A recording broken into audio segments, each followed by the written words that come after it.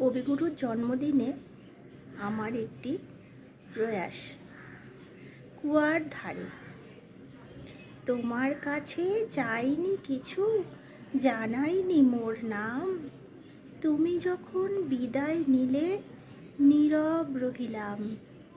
একলা ছিলেম কুয়ার ধারে নিমের ছায়াতলে। কলস নিয়ে সবাই তখন পাড়ায় গেছে চলে। আমায় তারা ডেকে গেল, আয় গো বেলা যায়। কোন আলসে রইনু বসে কিসের ভাবনায়। পদধ্বনি শুনি নাইকো, কখন তুমি এলে। কইলে কথা ক্লান্ত কণ্ঠে, করুণ চক্ষু মেলে। তৃষা কাতর পান্থ আমি, শুনে চমকে